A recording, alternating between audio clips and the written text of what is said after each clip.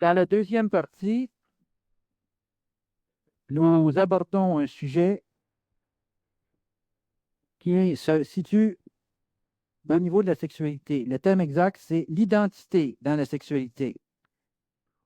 Donc, est-ce qu'il y a réellement une possibilité pour l'individu de tituer son identité à travers sa sexualité?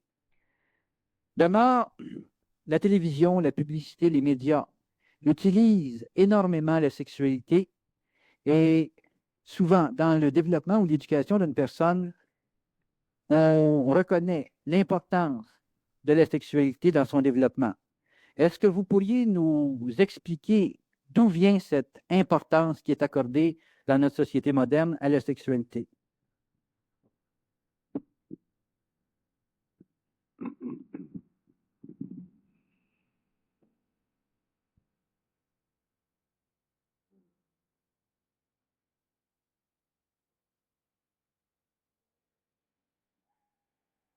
La sexualité, c'est une énergie, c'est une force qui fait partie de la conscience humaine plus qu'animale. Et cette énergie-là,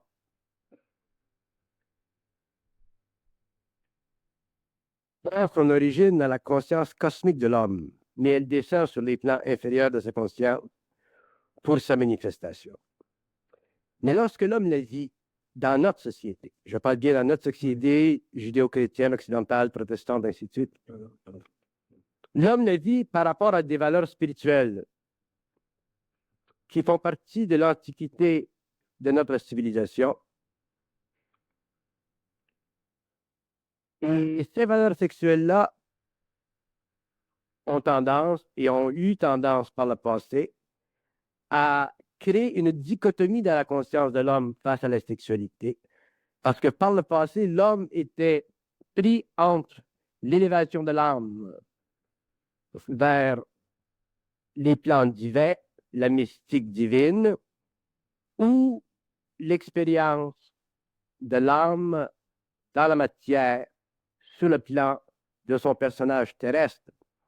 Donc, cette dichotomie-là n'a jamais été totalement éliminée de la conscience humaine. Et l'homme qui vit dans une société qui est plutôt matérielle, matérialiste, fortement évolutive, consciente de la forme et des plaisirs de la forme à travers la chair, c'est très difficile pour cet être-là de ne pas donner à la sexualité une valeur prédominante, pour la simple raison que dans nos sociétés, la sexualité est mesurée en fonction d'un paramètre psychologique qu'on pourrait appeler la compétence personnelle. L'homme occidental vit beaucoup sa sexualité en fonction de cette idée de compétence, de cette idée Performance. de performance. Et à la fois, il est forcé de vivre le reflet astral de la mémoire de l'âme qui fait partie de la conscience de l'humanité face aux valeurs fondamentales de la vie. Et l'homme n'est pas capable de faire la synthèse. Beaucoup de personnes ont tendance, par exemple, quand ils font une recherche spirituelle, à éliminer de leur vie la sexualité et à ne contempler que les chemins ou les sentiers de l'évolution spirituelle. Il y a des gens qui font une recherche spirituelle et qui se retrouvent à un certain moment de leur vie moins efficaces, si vous voulez, sur le plan de la sexualité qu'auparavant. Et par contre, vous avez des êtres qui sont dans l'autre cas, qui vivent ou qui cherchent à vivre ou à bénéficier le plus possible d'une sexualité qui est réellement fondamentale, animale, liée au plaisir, ainsi de suite. La passion. Et l'homme aujourd'hui n'a pas suffisamment d'identité, n'est pas suffisamment près de lui-même. Et quand je dis près de lui-même, je veux dire libre des influences matérielles ou des influences spirituelles pour vivre sa sexualité en tant qu'énergie, d'une façon créative, d'une façon libre du miroitement continu qui se joue dans son mental, libre des mémoires. Et à cause de ceci, il vit une certaine souffrance. La sexualité ou la conscience de la sexualité va évoluer sur la Terre de la même façon que la conscience spirituelle va évoluer sur la Terre ou que la conscience psychologique en général va évoluer sur la Terre. Donc, quelque part, au cours de l'évolution, l'homme va être obligé de prendre conscience de lui-même, c'est-à-dire en arriver à finalement faire la synthèse de cette polarité-là pour vivre sa sexualité d'une façon confortable, dans ce sens qu'il ne mettra pas dans la sexualité cette importance psychologique qui le force à performer, et il ne mettra pas non plus dans sa sexualité cette importance spirituelle face à elle qui l'amène à l'abîmer. Mais ceci demande que l'homme en arrive à avoir une identité. Et posséder une identité, c'est en arriver un jour à vivre notre vie sur le plan matériel, disons par rapport aussi à la sexualité, en fonction de ce que nous sommes, en fonction de ce que nous ressentons, en fonction de ce que nous savons, mais de moins en moins en fonction de nos mémoires. Vous avez dit tout à l'heure quelque chose d'important à mon point de vue. Vous avez dit que la sexualité a son origine à un niveau cosmique. Et elle est, disons, distorsionnée dans sa descente dans les plans matériels. Est-ce que la sexualité entre les forces dites astrales et les forces de la lumière sont un enjeu? Est-ce que la sexualité, c'est un trophée ou quelque chose, disons, de majeur dans le développement d'un individu? Les forces astrales utilisent la sexualité différemment. Un être, par exemple, qui a une nature spirituelle, les forces astrales vont utiliser la sexualité pour créer en lui la culpabilité, le sens, par exemple, que c'est animal. Le plan astral joue sur tous les plans. Si vous êtes spirituel, on va utiliser la sexualité contre vous. Si vous êtes purement matériel, ainsi de suite, on va utiliser aussi la sexualité contre vous, mais dans ce sens que on va vous la faire vivre d'une façon réellement, je dirais pas marginale, mais je dirais qu'on va vous amener à tellement l'imaginer, à tellement l'astraliser, qu'elle pourra facilement tomber dans l'orgiastique. Donc, les deux plans sont utilisés. Dans le monde, vous avez, par exemple, des sectes dites spirituelles qui utilisent la spiritualité, et cette spiritualité fait partie de toute leur mystique. Et à l'intérieur de cette mystique, il y a certains degrés d'orgie sexuelle, que ce soit dans la magie blanche, que ce soit dans la magie noire.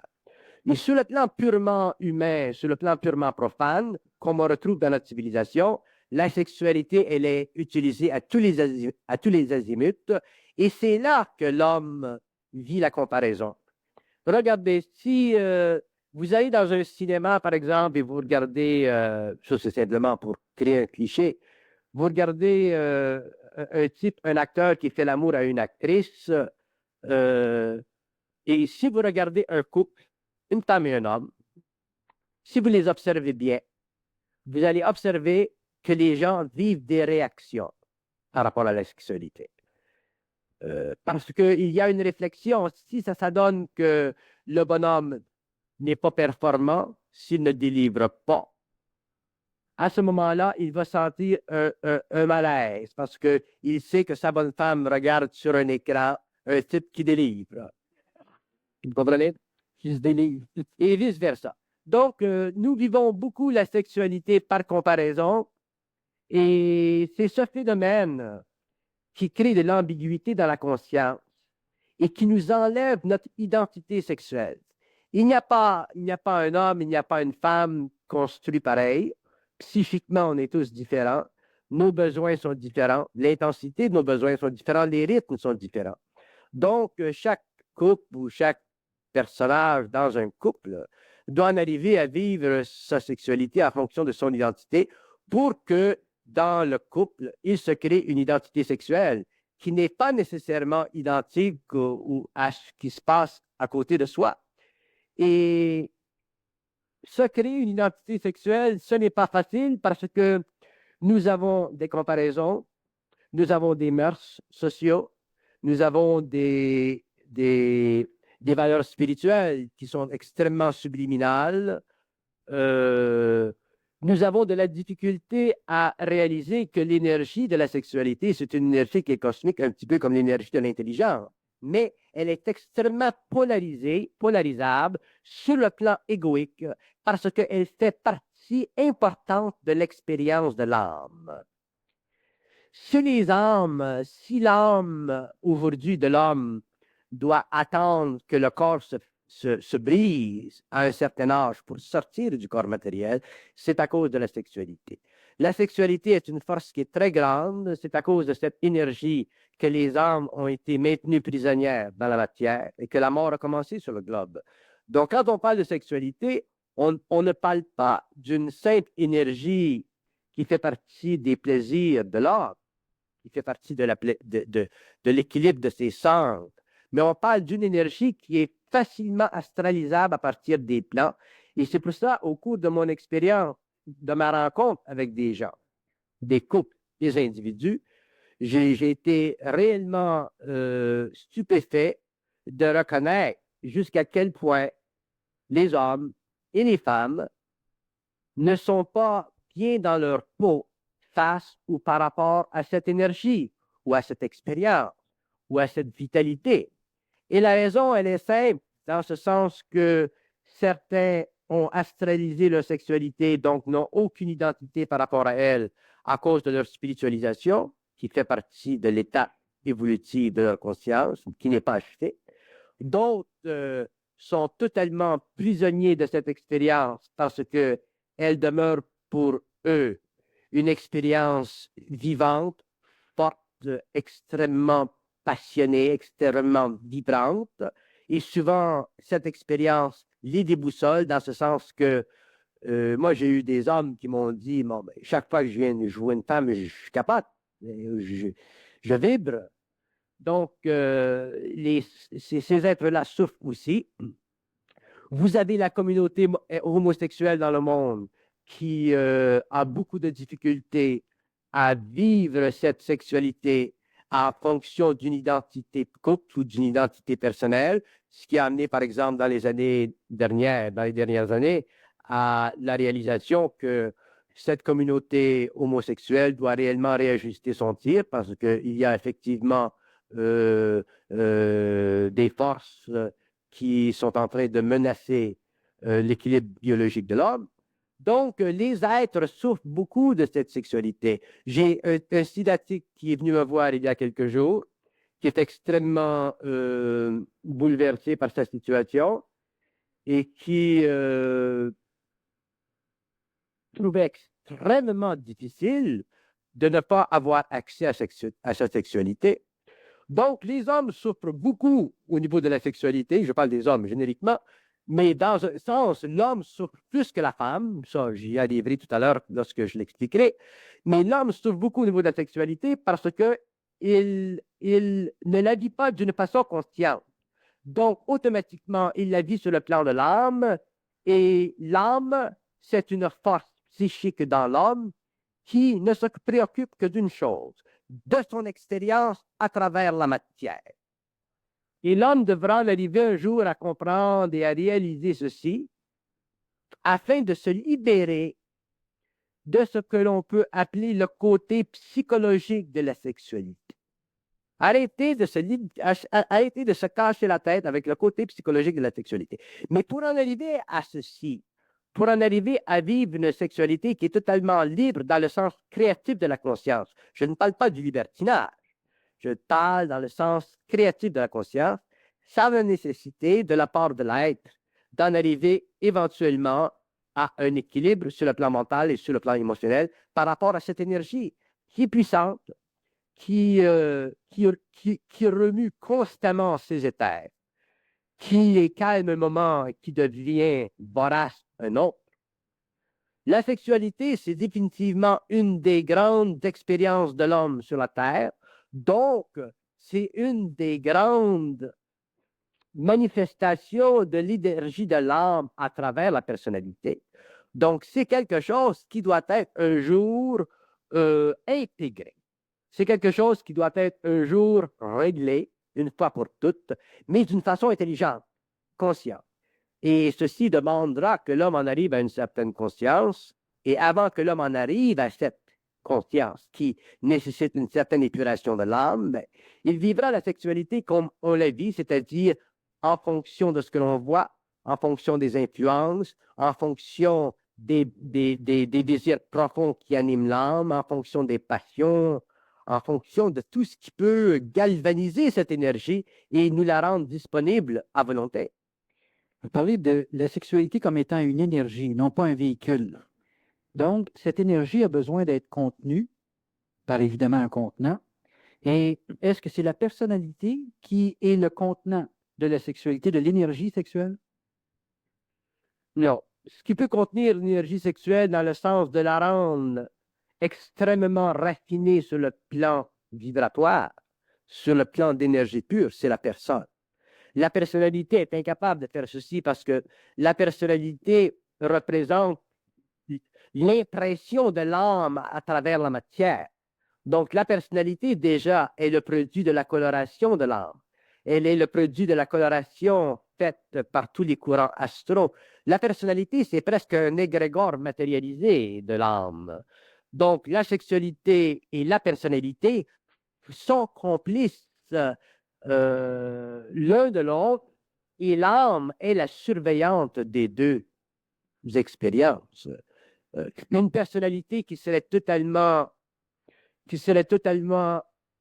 à l'aise avec la sexualité serait une personnalité qui aurait intégré le mémoriel. Donc, à ce moment-là, on ne parlerait plus de personnalité, on parlerait d'une personne.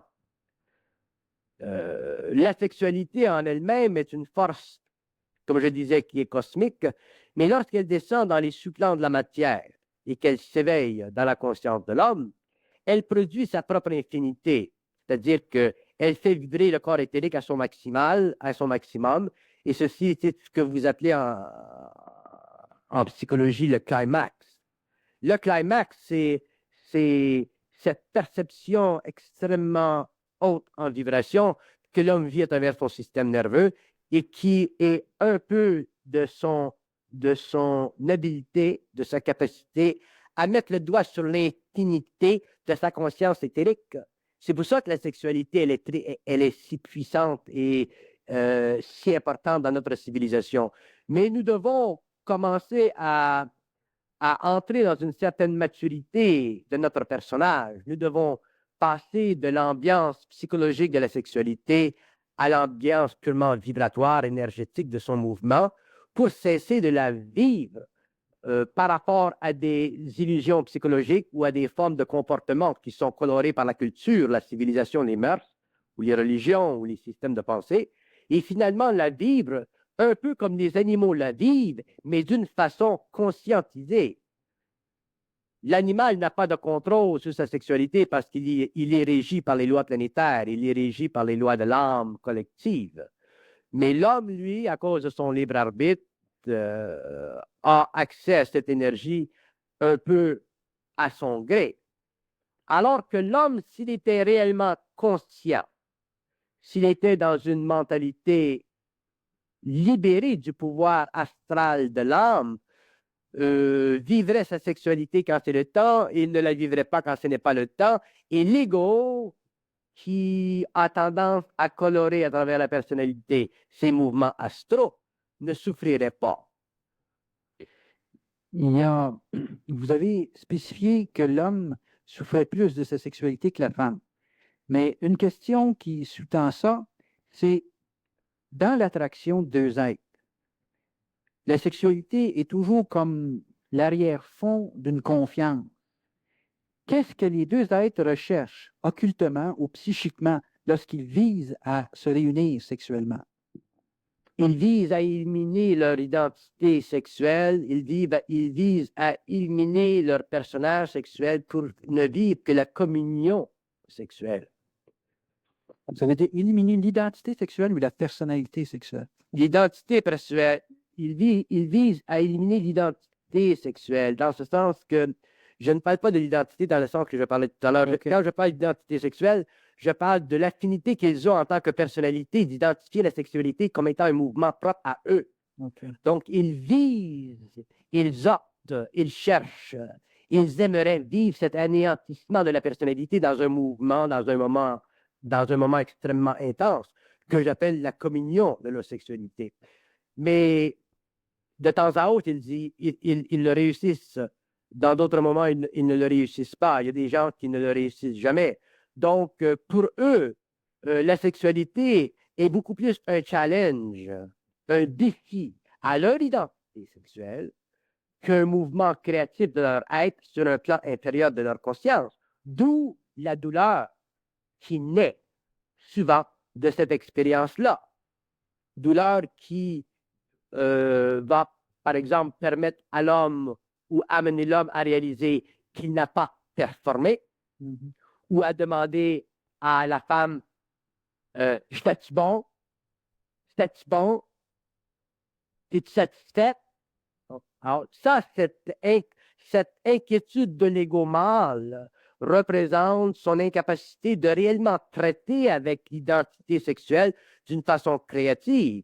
Donc, il est incapable de partager à la fois son énergie avec la femme, sans, en tant qu'ego mâle, se voir rassuré d'avoir, entre parenthèses, suffisamment bien performé pour qu'elle soit contente. Mais le pire là-dedans, c'est que la femme, parce qu'elle aime, elle va lui dire, ou elle peut lui dire, ah oui, ça a très bien été, lorsqu'en fait, elle n'en a rien à foutre de ce qu'il a fait.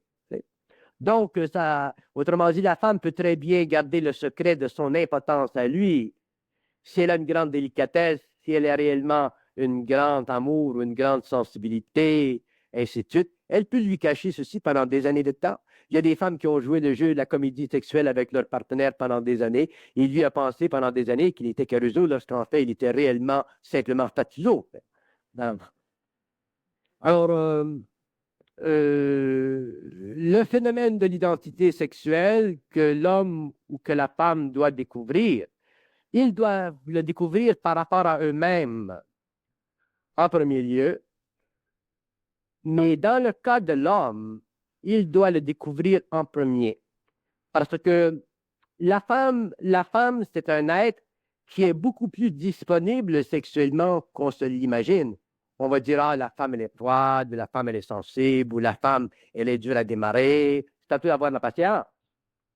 Donc, la femme étant un être sensible, étant un être délicat, étant un être qui a peut-être été meurtri dans le passé, étant un être qui a été peut-être violé dans le passé, la femme, elle, si elle est réellement approchée d'une façon créative, délicate, si la sensualité qui fait partie de son être, en contradistinction avec l'homme qui émule plutôt la sexualité, si cette sensualité qui fait partie de son être est amenée à la surface par une grande délicatesse, ainsi de suite, à ce moment-là, la femme se donne parce que ça fait partie de sa nature. Elle aime naturellement et cette sexualité va de connivence avec son amour. Donc, l'homme a une très grande part de responsabilité dans la vie, dans le bien-être sexuel de sa femme, et il y arrivera lorsqu'il aura finalement réalisé que la sexualité devient facile, devient agréable, devient naturelle, devient créative, dans la mesure où il y met le moins d'ego possible. J'aimerais faire un point là-dessus.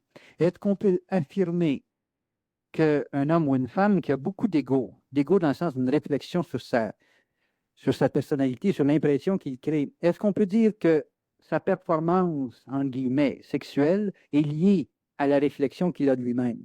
Oui, sa performance peut être très liée à la réflexion qu'il a de lui-même. Seulement, la conséquence de sa performance perçue par la femme va être autre que ce qu'il aurait espéré. Autrement dit, Si vous avez un homme qui est beau, qui est grand, qui est musclé, 6 pieds 4, et c'est tout, bon, et qui n'est pas limité au niveau de son expérience dans la sexualité, effectivement, il peut être très performant, bon, ça marche, la fille trouve qu'il a un beau corps, puis tout ce qui va avec. Mais d'un autre côté, est-ce qu'il aura la sensibilité, est-ce qu'il aura la capacité de faire vibrer en elle, au-delà de sa sensualité, les sentiments subtils de l'amour qu'elle pourrait diriger vers lui, des sentiments d'amour qui se dirigeraient non pas par rapport à sa sexualité qu'il lui donne, mais par rapport à son être qui irradie cette sexualité. Autrement dit, c'est évident qu'une femme qui fait l'amour avec un étalon, qu'elle va vibrer, parce qu'il y a beaucoup d'énergie là. Mais est-ce que ces sentiments profonds, elle va les mettre à la disposition de l'étalon? C'est une autre question. Vous dites donc que la sexualité n'est pas nécessairement la garantie de permanence pour un couple. La sexualité n'est pas la garantie de permanence dans un couple. C'est ça que je veux dire. Oui. Je vais continuer un petit peu. Dans un couple évolutif, dans un couple astral, dans un couple inconscient, effectivement, la sexualité peut être une expérience importante dans le maintien d'un couple. Mais ça, c'est un placebo. C'est une condition temporaire.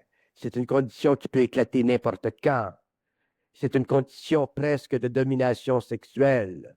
Parce qu'une femme qui se fait bien servir sur le plan de la sexualité peut vivre en relation avec un homme qui, sur le plan de tous les jours, est réellement un être opprobre. Donc, dépendant de son expérience d'âme à elle, dépendant de son niveau de conscience à elle, dépendant de son niveau d'intelligence à elle, dépendant de son affinité à elle, elle peut vivre la compensation, elle peut vivre le placebo pendant longtemps parce qu'effectivement, son bonhomme, c'est le meilleur qu'elle a rencontré depuis des siècles. Mais par contre, est-ce qu'elle va vivre par rapport à ce bonhomme l'enchantement qu'une femme doit vivre par rapport à un homme qui, à la fois sur le plan de la sexualité, irradie cette énergie, cette chaleur, et à la fois performe en tant qu'homme, et à la fois suscite en elle ces grands sentiments qui sont la pierre angulaire ou la pierre angulaire de leur relation. La sexualité ne peut pas être la seule mesure d'un couple. Qu'elle soit importante, par contre, oui. Un couple, si un homme est très charmant par rapport à sa femme, et ainsi de suite, un homme peut être très, très charmant par rapport à sa femme et même en arriver à être tellement charmant qu'il compense dans son charme parce que justement, sur le plan de la sexualité, il ne délivre pas. Mais ça encore, c'est un placebo. La femme va dire, ah ben mon chum, il est bien fin, ou mon mari est très fin, ça fait 25 ans qu'il est bien fin, mais ça fait 25 ans qu'on n'a pas de sexualité. Et une femme a beau aimer, une femme a beau être patiente, ou une femme a beau être stupide, il vient un temps que 25 ans, c'est long. Et je connais de nombreuses femmes qui n'ont pas eu de sexualité depuis 5 ans, 10 ans, 15 ans. Elles ont déversé leur ardeur vers les enfants ou elles ont commencé à faire du tricot. Mais ça, c'est pas une vie. Hein? Donc, que votre mari ou que votre amant ou que votre partenaire soit charmant, c'est bien, c'est merveilleux, mais qu'il délivre aussi, c'est heureux. Vous parlez de délivrer. Ça me fait penser à Blanche-Neige qui doit être réveillée. Mais vous m'avez parlé d'une origine cosmique. Est-ce que la sexualité est réellement sous le contrôle de l'individu ou si elle est contrôlée de d'autres plans? L'énergie de la sexualité est contrôlée des autres plans et selon la nature du contrôle, elle crée dans l'expérience de l'âme telle ou telle situation. La sexualité elle est contrôlée des autres plans. Elle fait partie de la relation entre le plan invisible et le plan matériel. Et à cause de cette condition, elle n'est pas sous le contrôle de l'homme. Par contre, comme c'est une énergie qui est forcément astralisée, l'homme a l'impression de la contrôler, mais ceci fait partie de son expérience.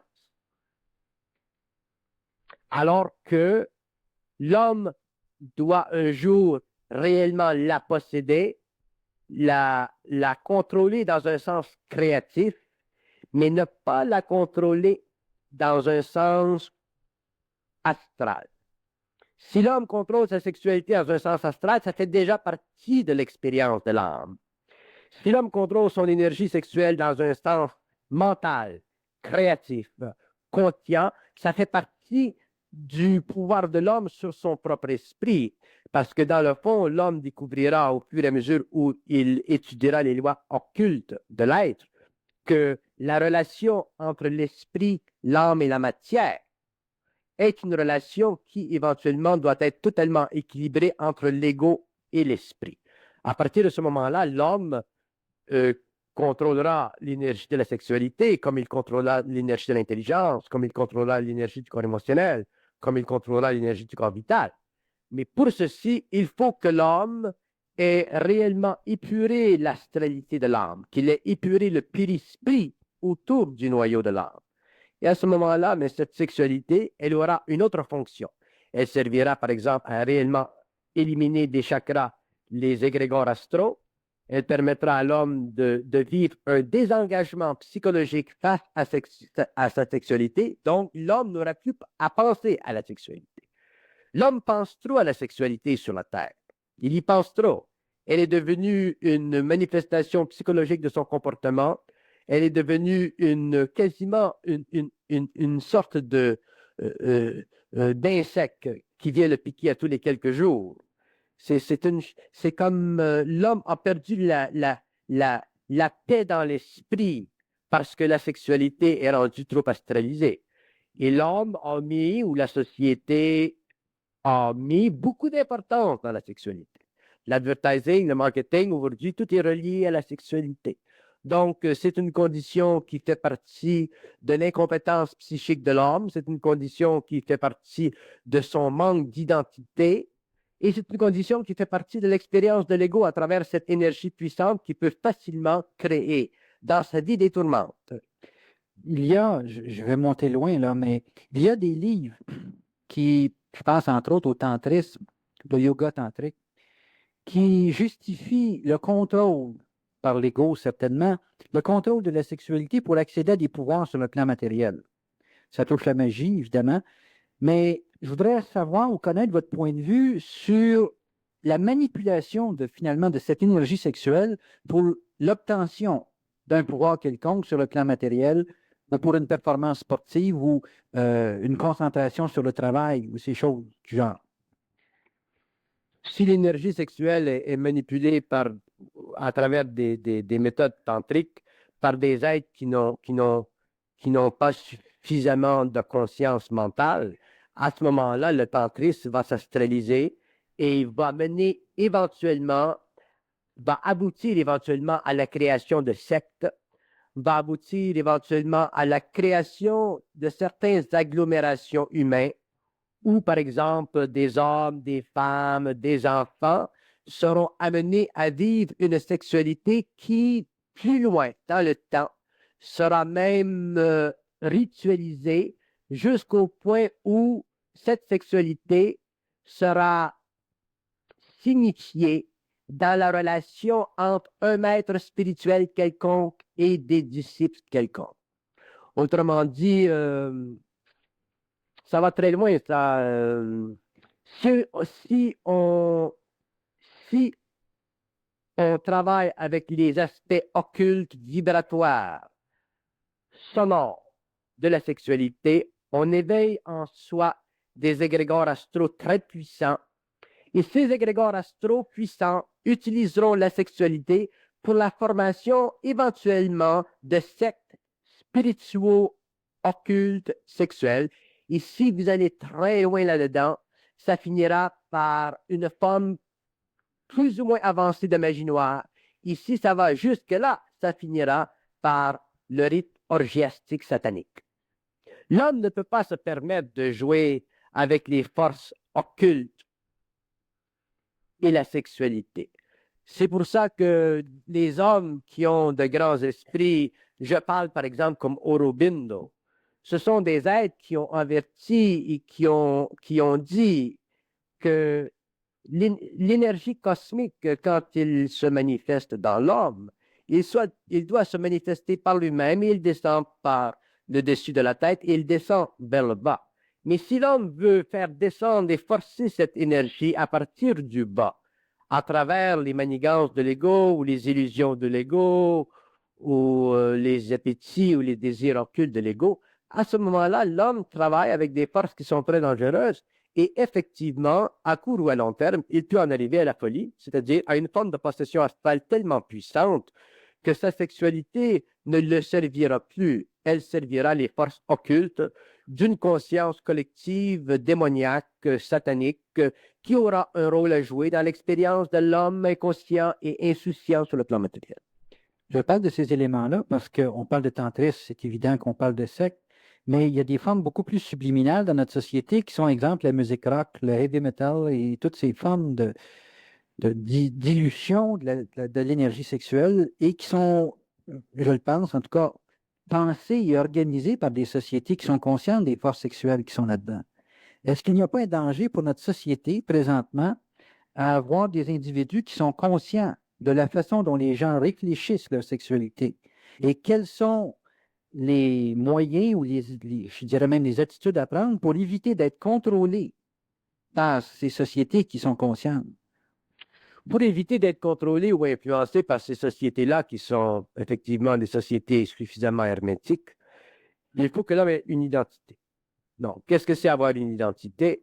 C'est apprendre au cours de l'expérience à vivre de moins en moins par rapport à l'extérieur de soi. Donc, est-ce qu'un homme dans une société moderne où la télévision existe, ainsi de suite, où l'image est constamment réfléchie, est-ce que l'homme doit s'embarrer dans une chambre forte? Non, ça c'est ridicule. Mais par contre, un homme doit développer suffisamment de conscience face à lui-même, doit être suffisamment capable de vivre son identité et de ne pas vivre par comparaison pour en arriver graduellement à voir ce qui se passe dans le monde, comprendre ce qui se passe dans le monde, parce que c'est intéressant de comprendre ce qui se passe dans le monde, que ce soit bien ou que ce soit mal. Mais ne pas être lui-même affecté psychiquement par ce qui se passe dans le monde. Si nous regardons, par exemple, cette musique, ce heavy metal que vous appelez, bon, effectivement, ça relève de la conscience individuelle de s'identifier avec cette énergie-là ou de ne pas s'identifier. Ceci ne veut pas dire qu'un homme conscient qui est dans son identité ne va pas l'écouter ou la regarder, mais il ne sera pas affecté par elle. Parce que le problème avec la musique moderne, le problème avec cette musique, c'est que effectivement, beaucoup de ses sources sont sataniques, beaucoup de ses sources sont astrales, beaucoup de ces sources sont induites en astralité par l'usage de la drogue, qui est effectivement un des grands outils astraux sur la planète aujourd'hui. Et l'homme, lui, naïf, le jeune de 12 ans, 13 ans, 14 ans, qui va à l'école, qui écoute cette musique, qui est toujours dans l'ambiance sociale, il veut être accepté par ses collègues, par ses amis, et ainsi de suite. Donc, il perd graduellement son identité. Et si vous me demandez qu'est-ce que l'homme devrait faire contre cette condition, ben je dirais, si vous avez des enfants qui sont jeunes, si vous êtes des professeurs, si vous êtes des gens qui enseignaient ou qui participaient à une certaine forme d'éducation, mais occupez-vous de permettre ou de faciliter à vos enfants ou aux jeunes d'ajuster leur oreille à une musique qui est beaucoup plus calme pour l'esprit, qui répond beaucoup plus aux besoins profonds de l'âme. Et ces jeunes-là iront chercher cette sensibilité qui fait partie d'eux, mais qui n'est pas éveillée. Et avec le temps, ils auront les deux sensibilités. C'est bon qu'un jeune écoute une musique qui est relaxante, qui est calmante, mais c'est bon aussi pour lui, puisqu'il vit dans un milieu qui est déjà cristallisé, qu'il puisse, avec ses petits amis, s'amuser de temps en temps en fin de semaine. Mais il ne se perdra pas dans cette musique astralisée. Il reviendra toujours pour le repos de son esprit à une musique qui convient à sa sensibilité. Quand il dit la solitude de son âme ou la particularité de son esprit, il sera suffisamment flexible pour aller dans la collectivité musicale. Il sera aussi suffisamment intelligent pour retourner dans l'enclave personnelle où il se contente astralement et mentalement d'une musique qui convient à sa sensibilité. Sinon, vous allez créer des attitudes dans les jeunes. Les parents vont dire, ah ben ça, c'est pas bon, puis ça, c'est bon. Et les jeunes vont repousser cette formule parce que les jeunes sont trop intelligents aujourd'hui pour s'assujettir indéfiniment à une forme quelconque de domination. Mais si vous les habituez jeunes à goûter de quelque chose qui est sophistiqué, subtil, plaisant pour l'être, ensuite, ils auront aussi le plaisir de découvrir d'autres formes musicales, mais ils ne se laisseront pas astraliser à outrance par ces musiques qui font partie de l'évolution et même de la décadence de notre civilisation. Je parle de certaines musiques. Je ne dis pas que toutes les musiques modernes ne sont pas de bonnes musiques ou de belles musiques, mais je dis qu'il y a des musiques dans le monde aujourd'hui qui sont effectivement manigancées par des puissances économiques, par des puissances astrales, par des puissances qui ont le pouvoir d'imposer à la population, à travers des mécanismes purement qui ne sont pas sous leur contrôle, des formes musicales qui dominent l'esprit, font vibrer l'âme et empêchent l'ego d'en arriver à une identité. Vous parliez de perdre l'identité. Avec le discours que vous tenez, on a l'impression que conserver son identité, c'est contenir ou se contenir vis-à-vis des impressions qui orbitent autour de nous. Est-ce que c'est exact? Non, on n'en a pas d'identité. Donc, il ne s'agit pas pour nous de la conserver, il s'agit de la développer. Une identité, ça n'existe pas chez l'homme. L'homme n'a pas d'identité. Il la découvre, il la découvre au fur et à mesure qu'il prend conscience de son être, qu'il prend conscience de ses sensibilités, qu'il prend conscience de sa façon de penser, et que petit à petit, il développe un centre de gravité suffisamment avancé pour pouvoir finalement un jour posséder une capacité de mesurer le monde, de voir le monde, de juger le monde en fonction de ce qu'il est, de ce qu'il sait, de ce qu'il sent. Donc, c'est un apprentissage, c'est un développement, c'est une condition, c'est une nécessité qui est conditionnelle à notre capacité de supporter ce que l'on est. Il y a combien de personnes, par exemple, qui me disent, moi, depuis que je suis jeune, j'ai toujours souffert d'avoir l'impression d'être différent des autres. Donc, à partir du moment où un être sent qu'il est différent des autres, qu'il se perçoit différent des autres, c'est difficile pour lui de supporter cette perception. Et cette perception est justement le fil qui va l'amener petit à petit un jour à son identité, parce que quand on est dans notre identité, on est différent des autres. Ceci ne veut pas dire qu'on ne respecte pas les autres. Ceci ne veut pas dire qu'on n'aime pas les autres, mais on est différent des autres dans ce sens qu'on ne fait plus partie de la masse. On peut manger avec la masse, échanger avec la masse, jouer avec la masse. Mais on ne fait plus partie de la masse. Pourquoi? Parce que on possède en soi un centre de gravité, c'est-à-dire un centre d'énergie qui nous permet de comprendre ce qui se passe dans le monde, mais aussi de savoir et d'aimer ce qui se passe en soi. C'est ça l'identité. Mais si on dit à un jeune, par exemple, parce que c'est là qu'on fait les erreurs, si on dit à un jeune qui se sent différent des autres, t'es pas différent des autres, t'es comme tout le monde, mais à ce moment-là, on détruit sa capacité, son potentiel d'en arriver un jour à une identité, et très possiblement, à cause de la sensibilité de l'âme et à cause de la tendance à l'esprit de pénétrer ces corps subtils, on peut l'amener éventuellement à une défaillance psychologique qui l'amènera finalement à un état psychotique parce qu'il n'aura pas été aidé à réaliser qu'effectivement, il est différent des autres. On aura voulu le casser, on aura voulu le mater, on aura voulu faire de lui un numéro, et il n'est pas un numéro parce qu'il est différent des autres. Il a certaines sensibilités qui font partie de son intérieur. Et ceci doit être respecté. Et si on respecte ça dans nos jeunes, et qu'on se serve de tout ce qui existe aujourd'hui pour amplifier cette identité, mais à ce moment-là, on aura des jeunes qui seront heureux, qui seront bien dans leur peau. Vous parlez d'être différent. Est-ce qu'on peut être en contact avec, mettons, une petite masse de gens qui sont différents, mais qu'entre eux, ils ont suffisamment d'identité pour se reconnaître? Parce que le mot différent sous-tend inévitablement, en tout cas dans l'impression, une sorte de division avec. Non. Différent, quand je dis différent, je veux dire identique à soi. Moi, je suis différent de vous. Je suis différent de l'homme. Je suis identique à moi-même. Mais je peux partager avec vous. Je peux partager avec le monde. Je peux partager avec l'homme. Donc, cette différence, c'est-à-dire cette identité que j'ai de moi-même, elle est suffisamment intégrée pour que je ne sente pas la différence entre moi et vous. Si je sens trop la différence entre moi et vous, à ce moment-là, j'ai de la difficulté à partager avec vous, à partager avec l'autre. Donc, à ce moment-là, ma différence n'est pas réellement identique à moi. Elle représente simplement un état d'âme sensible qui n'est pas arrivé à un état d'intégration. Mais si cet état d'intégration, cette identité, elle est réellement très avancée, je suis différent de vous, je suis moi-même et je suis capable d'échanger avec vous. Je suis capable de m'ajuster avec vous. Et c'est là la maturité dans l'identité. Et c'est ça qui est long.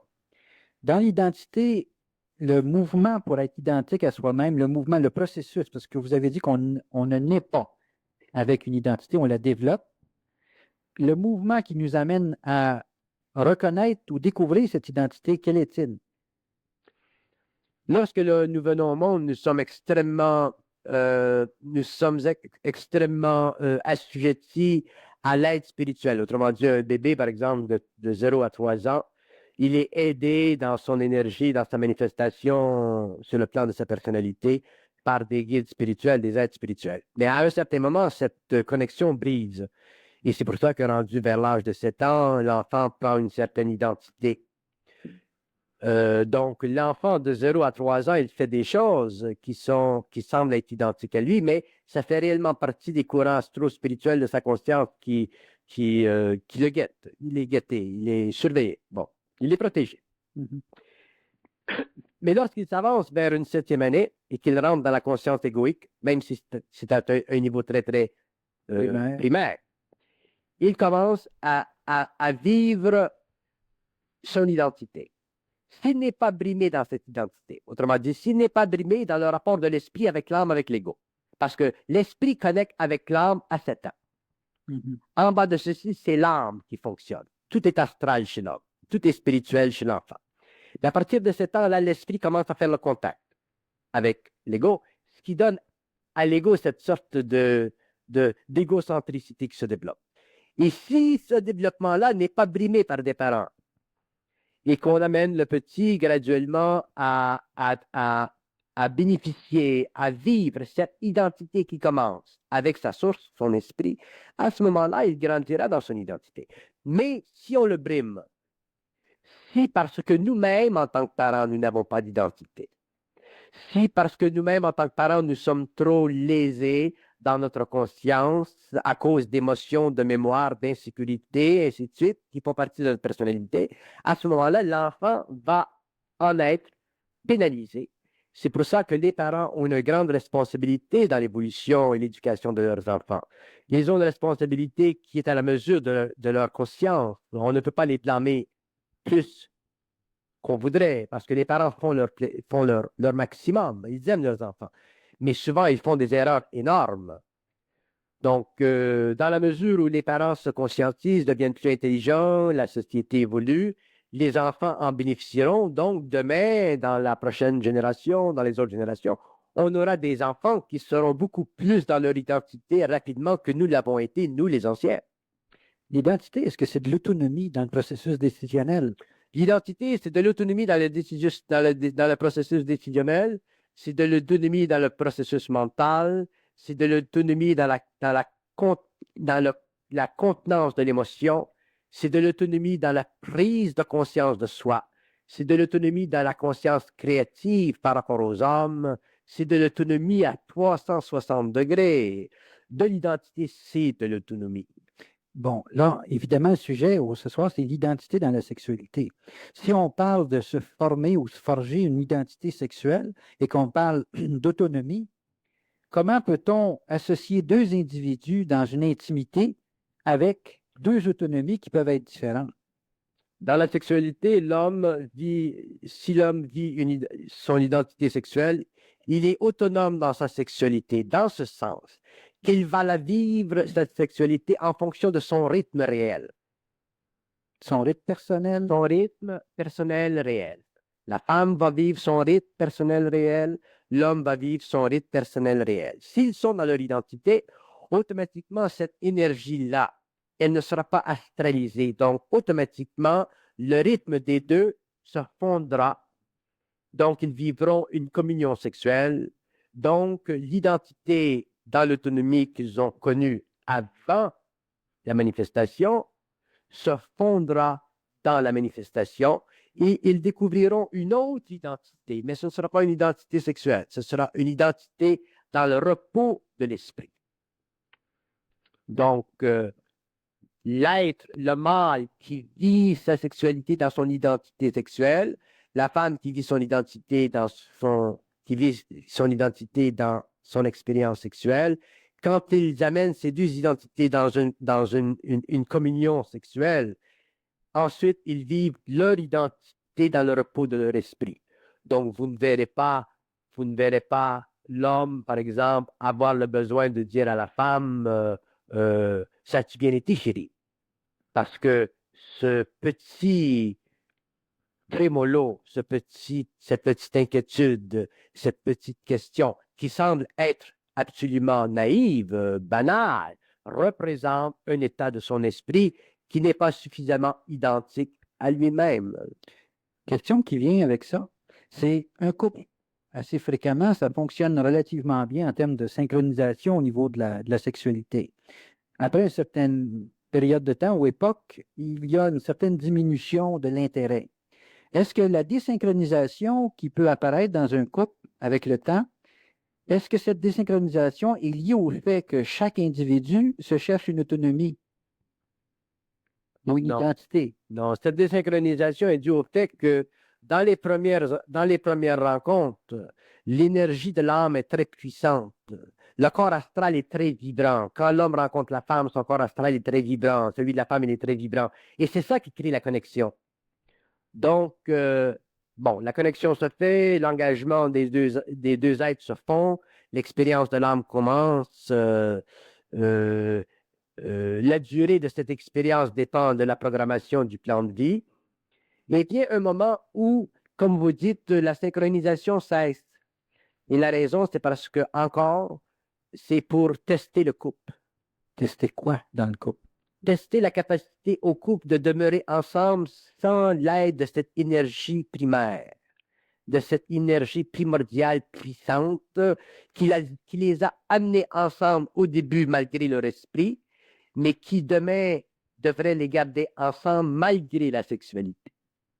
C'est comme si au début, dans les rencontres entre les hommes et les femmes, à cause de la puissance astrale des corps, les forces cosmiques utilisent l'astralité pour les amener ensemble. Bon, on vous amène ensemble. Boum, ça fonctionne, tout est beau, la passion est puissante, le sentiment amoureux est présent. Mais avec le temps, là, c'est l'expérience de l'âme qui commence à entrer en jeu. C'est l'expérience des personnalités qu'on voit chaque jour se développer. On aperçoit les entrechocs de l'ego mâle, de l'ego femelle, ainsi de suite. Et c'est à ce moment-là que la puissance sexuelle commence à être lentement retirée pour permettre à ce couple de pouvoir continuer sur ou en fonction d'autres valeurs plus subtiles, plus spirituelles, si vous voulez, ou plus mentales, si vous voulez. Sinon, le couple serait maintenu par cette force. Et l'expérience de l'âme va plus loin que ça. Les plans invisibles ont besoin que l'homme aille plus loin que ça.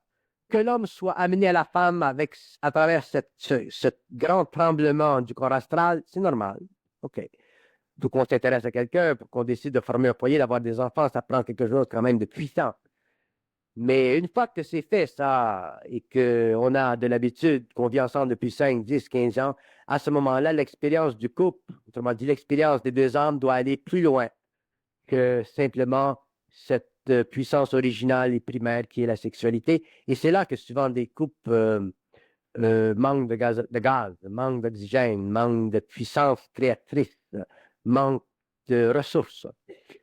La question qui vient avec ça, c'est dans un processus de conscience ou de développement de la conscience, est-ce que les énergies sexuelles, les énergies sexuelles, est-ce qu'elles sont transposées ou ils sont perdus temporairement? En d'autres termes, l'autre étape dont vous parlez, là, à cause de la désynchronisation, là où la sexualité semble temporairement, en tout cas, suspendue, est-ce que c'est une transposition de l'énergie sexuelle sur un autre plan pour tester le couple? Non. Ou c'est une autre énergie, tout simplement? C'est pas une transposition. Ce qui se peut dire, c'est que rendu à ce stade-là, les illusions de chaque personnalité vont être utilisées contre la sexualité. Exemple, je vais vous donner un exemple simplement. Excusez si la femme à 17 ans, elle était belle. Elle avait des belles jambes droites. Il n'y avait pas de gras. Rendu à 35, 30, 35, 40, il y a commence à se former un peu de cellulite. Les plants utiliseront la cellulite pour changer la vibration. OK. La femme, quand elle est jeune, elle ne se maquille pas. Le type, il aime ça comme ça. Et un jour, pour une raison ou une autre, elle a rencontré quelqu'un, puis elle a décidé de se maquiller, elle a décidé de se donner un petit peu de couleur, ainsi de suite, parce que l'automne, c'est-à-dire au printemps, c'est bon que... Bon. Et le type n'aime pas ça. Donc, ils vont se servir de ça pour faire interférence avec la stérilité sexuelle. Les plantes, je crois qu'une de mes plus grandes tristesses dans ma vie, ce n'est pas le fait que l'homme soit inconscient, mais c'est que l'homme ne connaisse pas l'invisible comme il le devrait et comme il le peut. Et si l'homme connaissait l'invisible comme il le peut, et il a les moyens, à ce moment-là, il verrait jusqu'à quel point il est réellement très assujetti. C'est pour ça que dans un couple, le partenaire ou les partenaires doivent réellement mater l'âme, mater ces petites stupidités qui font partie des personnalités, qui font partie des idées qui passent dans le cerveau et qui amènent éventuellement le couple à ne plus vibrer cette énergie, à l'amener sous leur contrôle comme il semblait l'avoir au début. Il y a beaucoup à dire, mais malheureusement, c'est la fin. Je vous remercie beaucoup, Bernard Mondial. Il y a beaucoup à dire parce que la conscience est infinie, donc l'homme, c'est un mystère qui doit se dévoiler au fur et à mesure que lui-même est capable